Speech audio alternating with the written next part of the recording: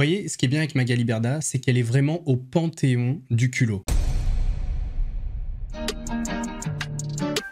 Mousse, mousse, et là pour mettre en lumière les mauvaises personnes, les fous, fous. Faites entrer les gros tarés, de savoir elle vous éclabousse, mousse. Mettez-vous à l'aise car là, on va se régaler, mousse. Abonnez-vous et likez si vous avez kiffé.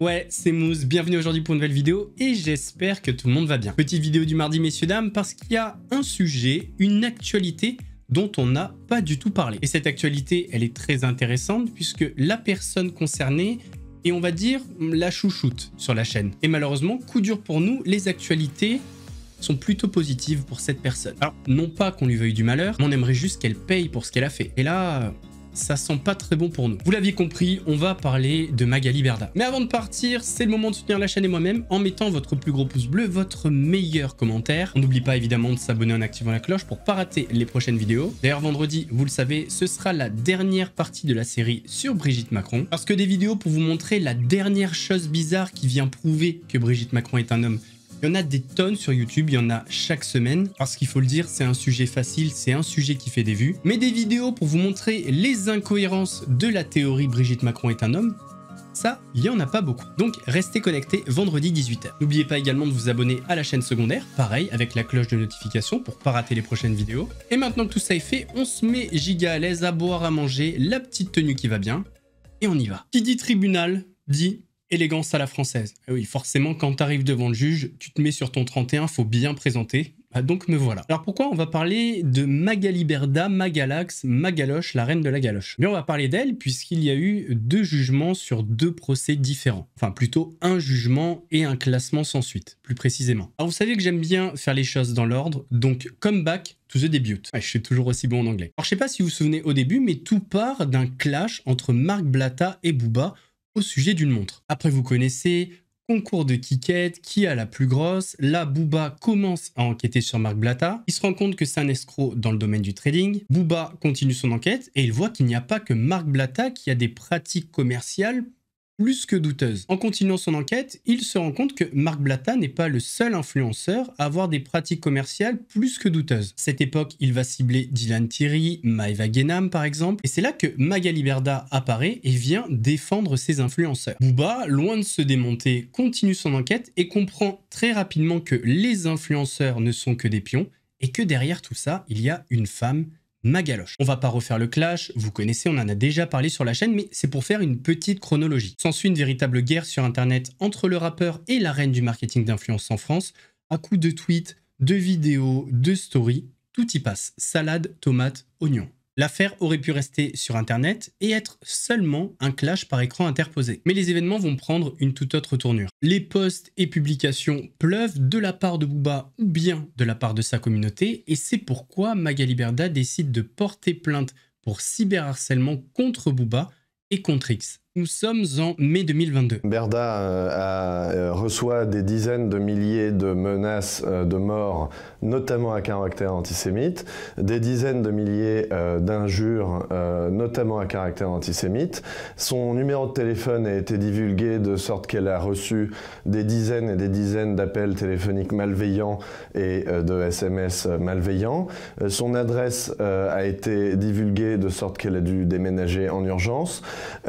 Voilà, c'est incessant, c'est incessant. Cette plainte à son encontre aurait pu calmer le rappeur, mais c'était sans compter sur le chevalier Booba, prêt à aller jusqu'au bout pour détruire ce système qui a fait des milliers de victimes. C'est pourquoi, en juillet 2022, Booba pousse les portes d'un commissariat et vient déposer 2 plaintes. La première pour pratique commerciale trompeuse et la deuxième pour escroquerie en bande organisée. Et puis on va aller dans la justice, on va montrer au procureur de la République, on va montrer ce que nous comprenons de ce système qui commence d'un côté avec un influenceur et qui va jusqu'à un réseau social qui est très content d'engranger et de vendre de l'audience et donc du profit comme cela. et on va demander à chacun d'assumer ses responsabilités. À la suite de ça, le 12 septembre 2022 plus précisément, le parquet de Grasse décide d'ouvrir une enquête pour pratique commerciale trompeuse à l'encontre de la société Shona Evans. L'enquête sera confiée au commissariat d'Antibes. Antibes, ville qui regorge de secrets, s'il y a des habitants d'Antibes qui regardent cette vidéo, n'hésitez pas à demander autour de vous si des personnes connaissent Dylan Thierry. Alors, quand je dis des personnes, visez plutôt des messieurs plutôt âgés qui ont de l'argent. La plainte de Magali Berda à l'encontre de Booba déposée en mai 2022 a eu une suite. Elle a abouti sur la mise en examen de Booba le 2 octobre 2023 pour harcèlement aggravé. Le juge d'instruction a décidé de placer Booba sous contrôle judiciaire et le rappeur a interdiction d'entrer en contact avec Magali Berda. Je sors du tribunal interrogé sur des faits de menaces de mort, de cyberharcèlement et de recettes de biens. Comme vous le voyez, je suis en liberté, tout va bien, un théâtre n'est jamais fini. Mais c'est pas tout, puisque Magali Berda avait porté plainte pour cyberharcèlement contre X. Cette plainte avait conduit 28 personnes devant les tribunaux entre novembre 2023 et janvier 2024 pour cyberharcèlement à l'encontre de Magali Berda.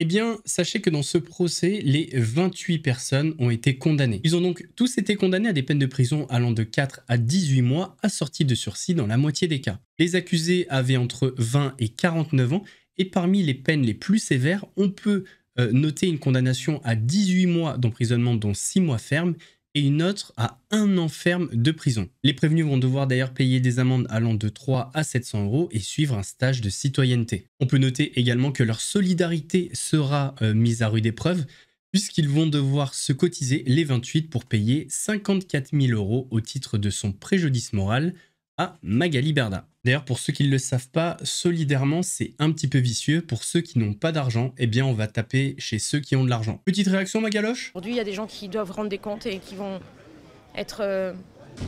qui ont reçu des peines de prison ferme, autant 14, donc c'est beaucoup. Et 28 peines de prison, c'est symbolique. Donc c'est un vrai message aujourd'hui. Pour moi, c'est quand même aujourd'hui un grand pas parce que déjà, enfin, on me reconnaît comme victime. Enfin, on déclare que j'ai eu un lynchage médiatique. Enfin, on déclare que ce que j'ai subi, c'est grave. Et enfin, on déclare que ça ne peut pas rester sans conséquence. Parce que ma vie, aujourd'hui, elle a été détruite pendant 2 ans à cause de ça. Donc c'est une belle victoire. Je pense, des étapes les plus importantes de ma vie. Et je pense qu'il a voulu vraiment me tuer, me gâcher ma vie. Et j'espère que mon combat fera que je vais me relever et que lui, il aura des comptes à rendre par contre. Ça montre que même si c'est long, la justice agit. Et c'est pas parce qu'on s'appelle Eli Yaffa qu'on est au-dessus de la justice. C'est pas parce qu'on s'appelle Eli Yaffa qu'on a 6 millions d'abonnés qu'on peut tout dire et tout faire. Qu'on peut se permettre de massacrer quelqu'un et d'appeler presque à sa mort. Parce que c'est ce que moi j'ai vécu. Et on n'est pas au-dessus des lois. Et aujourd'hui, la justice est en train de rétablir les choses. Et ça commence par la meute, si je peux l'appeler comme ça. Et j'espère que cette histoire se terminera par sa condamnation à lui. J'aurais aimé d'ailleurs que les personnes qui s'en sont pris à moi si facilement et avec une telle violence soient présents aujourd'hui. Malheureusement, pour la moitié, ils ne sont même pas venus. Donc je trouve ça hallucinant en fait. Parce qu'on se sent tout puissant derrière les réseaux sociaux, mais beaucoup moins puissant finalement à venir devant un tribunal répondre des faits. Et ça, c'est regrettable pour moi, parce que j'avais besoin de leur dire des choses. Vous voyez, ce qui est bien avec Magali Berda, c'est qu'elle est vraiment au panthéon du culot. Donc là, Magali Berda trouve ça hallucinant que ces personnes ne soient pas venues au procès. Je sais pas si vous vous rappelez quand Magali Berda a escroqué cet homme de 96 ans. Elle l'a escroqué alors qu'il avait 96 ans et ce monsieur est malheureusement décédé à l'âge de 102 ans. Elle lui a pourri la fin de sa vie. Donc, sachant que Magali Berda trouve ça hallucinant que ces personnes ne soient pas venues au procès, on pourrait se dire que elle, quand elle a eu un procès, eh bien, elle a pris son courage à deux mains et elle est venue.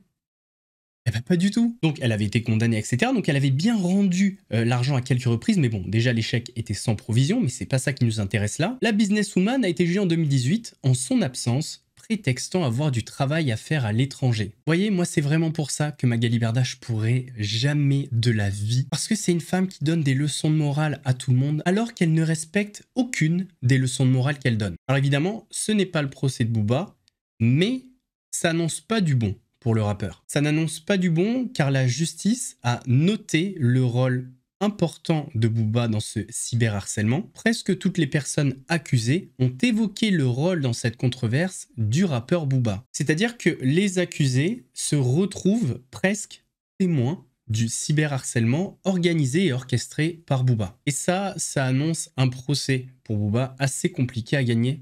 En tout cas, je pense. Alors, Eli Yafa, que vous connaissez sous le nom de Booba, ne dépose quand même pas les armes. Il a annoncé, à la suite de ce délibéré, qu'il va porter plainte à nouveau contre Magali Berda. Cette fois-ci pour diffamation et non-respect de la présomption d'innocence. Ce qu'il reproche à Magaloche, c'est de le qualifier comme chef de meute, alors qu'aucun jugement n'a encore été rendu. Il insiste bien sur le fait que la procédure est toujours en cours et qu'il reste présumé innocent jusqu'à la fin de celle-ci. Ces condamnations pour cyberharcèlement restent une belle victoire pour Magali Berda et peut-être même une très belle victoire puisque la justice a noté le rôle de Booba dans le cyberharcèlement de masse. Mais peut-être que Magali Berda a remporté une autre victoire et Booba a subi une autre défaite. Eh bien oui, parce que ce jeudi 28 mars, la plainte de Booba pour pratique commerciale trompeuse a été classée sans suite. Puis donc finalement, il y a une plainte déposée donc par Booba visant Magali Berda et on a appris finalement que cette plainte a été classée sans suite parce que les éléments qui ont été fournis par Booba à la justice n'étaient pas exploitables ou pas suffisamment précis. Selon les informations de BFM TV, la plainte a donc été classée sans suite par le parquet de Paris le 7 novembre dernier. Entre-temps, Magali Berda dit avoir reçu des milliers de messages d'insultes, de menaces de mort. 28 personnes viennent d'ailleurs d'être condamnées pour cyberharcèlement. Pour les avocats de l'agente d'influenceurs, ce classement sans suite est la preuve que la plainte de Booba était totalement infondée. À tel point qu'on frise peut-être la calomnie et aujourd'hui on réfléchit à la possibilité de saisir la justice d'une plainte à l'encontre de M. Eli Yafa pour dénonciation calomnieuse. Les avocats de Booba affirment de leur côté ne pas avoir été informés de ce classement sans suite. Ils se disent prêts à fournir de nouveaux éléments et de continuer les poursuites, notamment via le dépôt d'une plainte avec constitution de partie civile. Donc la plainte classée sans suite, c'est pas forcément la fin puisqu'il va peut-être se porter partie civile, mais quand on sait que l'agence Sean Evans a intenté une action judiciaire contre Eli Yafa et lui demande 30 millions d'euros de réparation. Et quand très récemment, la justice valide la participation de Booba au cyberharcèlement à l'encontre de Magali Berda, ce qui est l'aveu par extension du rôle de Booba dans le fait que peut-être plein d'entreprises ne voulaient plus bosser avec l'agence de Magali Berda par rapport à la réputation qu'il lui fait, eh bien on se dit que le classement sans suite de cette plainte, c'est vraiment pas une bonne nouvelle pour le rappeur. Ça fait chier. Alors, ça me fait pas chier parce que des gens ont été condamnés, ils ont déconné, il n'y a pas de souci avec ça, c'est normal. Mais ça me fait chier parce que j'ai l'impression qu'on est en train d'assister à une remontada. Et j'ai peur que cette remontada se transforme en condamnation pour Booba. Plus le temps passe, plus j'ai peur que Booba paye les 30 millions demandés par Sean Evans. Alors qu'on est tous d'accord pour dire que Booba a permis à des milliers de personnes de ne pas être escroquées par les diverses entreprises avec qui travaillait Sean Evans. Ben voilà quoi, on arrive à la fin de la vidéo, j'espère qu'elle vous a plu. N'hésitez pas à me donner votre avis sur tout ça. Est-ce que d'après vous, Magali va non seulement s'en sortir innocente, mais également enrichie? N'oubliez pas de vous abonner et d'activer la cloche pour ne pas rater les prochaines vidéos. N'oubliez pas que ce soir à partir de 21h30, il y a un live sur Twitch. Le lien sera en description, donc si vous voulez qu'on discute de cette vidéo, ou du reste, n'hésitez pas à nous rejoindre. Nous, on se retrouve vendredi pour une nouvelle vidéo. En attendant, prenez soin de vous. Mousse, vous salue. Know what I mean? I see you, I feel you. I want you to know that you're not alone. I know what it's like not to have a home, like walking barefoot up a gravel road. The pain gon' make you unstoppable. Now audible, feel like I live in the end zone. I'm the one.